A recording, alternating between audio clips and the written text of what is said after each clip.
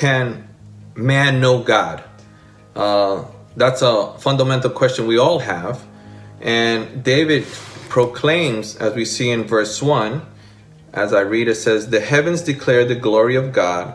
The skies proclaim the work of his hands." And in verse 2 it says, "Day after day they pour forth speech. Night after night they display knowledge." So right off the bat, we can see there that nature talks to us about God. It tells us how God is all around us. God is with us. As even in the fallen state, as we view the earth, we can see how God's nature is in everything. How the skies are painted every morning. How sunsets and sunrises are all different. God is a God that loves beauty, and he has that displayed for us. It's just refreshing to read these chapters to show that David, while he was a shepherd boy, he was always out in the field.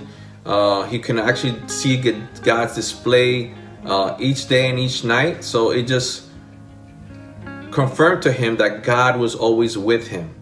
And as we continue reading through the chapter, verses 14 also stood out to me.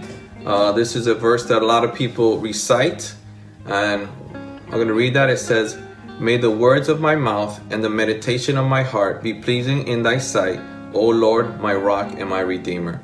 So as we see from these words, or this verse, it just shows you that we want to be pleasing to God. As we observe nature and as we observe his law, we just want to be pleasing to God, right? God loves us very much. He wants us to be part of his children. And we just want God to be with us at every moment. I know there's times in my life that I feel that God is not with me, or I question him, but we can always look back into nature and how God takes care of the earth. Even in its fallen state, it's beautiful.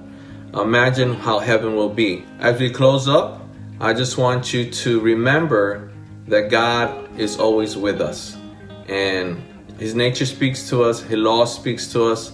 We just need to have those in our heart daily so we can continue and be pleasing to his sight. I hope you have a blessed day.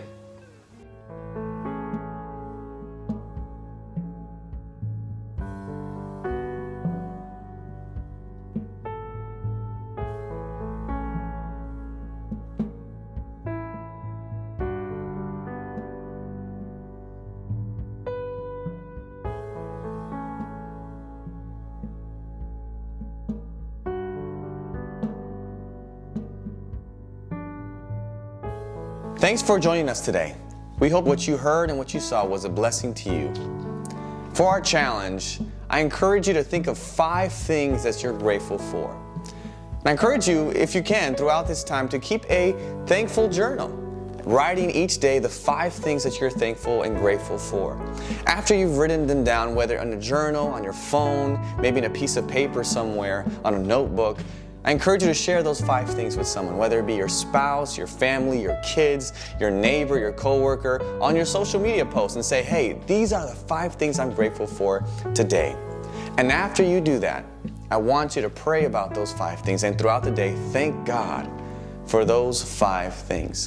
At the same time, we're also doing a challenge of being complaint-free for the next 30 days. If you have a wristband as the ones that we've provided for complaint-free, or maybe just a watch that you wear, and if at any point throughout the day you think of a negative thought or you have a complaint and are ungrateful, what you need to do is switch that band or that watch from one hand to the other. So let's say I have a negative thought. I'm switching the band on my right hand to my left hand.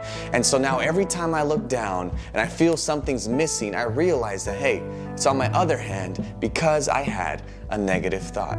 Hopefully together, in these 30 days, we can learn to train our minds to not think negatively and to be grateful for all that God has done together.